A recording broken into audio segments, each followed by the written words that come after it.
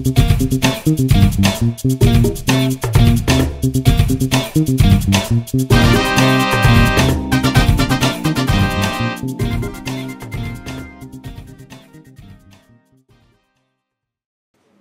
is your time to make history again and change the order of the lopsided structural political structure. A twist and turn in the journey of our fatherland towards democracy. The voice of Nigerian students has been heard very loud.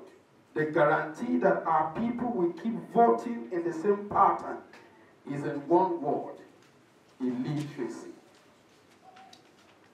We therefore must rescue the most responsible percentage of our population to civic duty of election from the grip of illiteracy. This mass army are the one at the mercy of political parties, foot soldiers, who are jobbers of the political elite, sent into the street to exploit the ignorance of the people to the advantage of their paymaster. If Nigeria must be saved, come 2019, a step must be taken in the right direction. There is the need to set up a structure of enlightenment for our illiterate voters, farmers, artisans, marketmen, and women.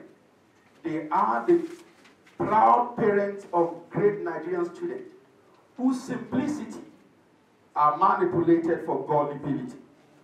This has remained an asset to the political class. I remember when I was younger and I didn't have white hairs, I was told that there will be housing for all by the year 2000.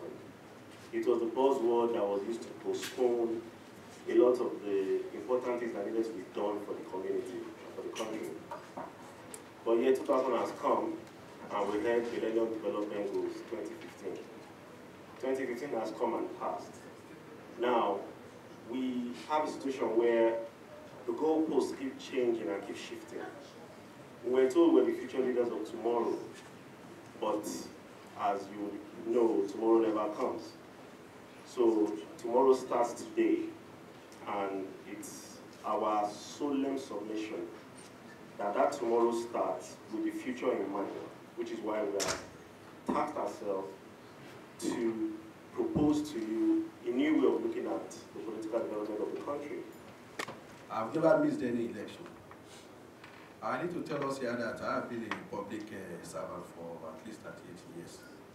So if you see the kind of people that vote, you will know where the assignment is. It's a very nice thing that we want to start with the students. Of course, I believe that's a long-term plan. But if you really want to impact effectively, now, you need to target the elites.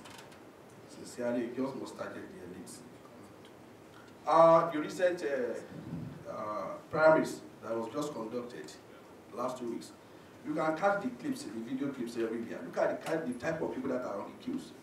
You see they are market women, bread sellers, pepper sellers, and the illiterates generally. Some of us don't vote. That is the problem we have here. And if you look at the number of people, if you look at the population of Nigeria, those who are educated, look at the number of people that are educated. And then you now compare it with those who go to vote. You won't believe what happens at the voting units. Let me give you an instance. After voting, the agent will come, will ask you, the next agent, that look, my party has brought also a amount of money. We have this empty ballot. What do you do with it? Usually you have about 500 people to vote per unit. Hardly do you see 150 people or 200 voting in a unit. So that is it generally, sincerely. That is the reality of the thing. So they will now ballot among themselves. They say, okay, we'll give you this figure. Yeah, we'll take this figure. We'll give you this amount. That's what happens at the voting units. Unless we don't want to be realistic.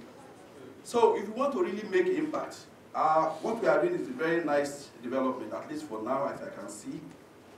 I was formerly permanent secretary in a state government, in a government. I retired. So you see, there are so many things going on there. So you need to have a very good understanding of the system. Go and target the elite, sincerely. If you do that, then you'll now be able to do a lot of work. I mean, you'll be able to work Very hard. Look at what happened in the US. Obama did what they call the door-to-door. Door-to-door was actually targeting the elite, telling people who don't ordinarily go to vote. If you go to, you see, some of us will go there and say, look, I cannot stand in the sun. I'm tired. After all, if you vote, you don't go, you know who they are going to put there. You go back home. That's what happens. That is actually exactly what happens. Thank you very much. The platform is very engaging. I will take a message back home. And I also stand here to promise you that CDGN, as a creative designers guild, is one body that all of us have in our homes. And I can also tell you categorically that Nollywood has been the highest employer of labor for the past 20 years. Given what our politicians have been doing, what our economy is. And what we try to do most times is what you see. It is what you see that you have there. It is not easy for us. A whole lot we can't lay our hands on because of the political system we have. You cannot shoot a true story that you have. Journalists, you guys are lucky because you can even tell some stories, they chase you here and there, but we can shoot because we'll be regulated at the end of the day. But you know, we would support PVC Nigeria with our capacity, we would spread the message. When we're needed, we'll be there for you. And I also say, keep the good work up. They will come for you, definitely. But we'll be there to support you. And we pray that when the message is going both to the students, to the market women, God will always have your back. And well done.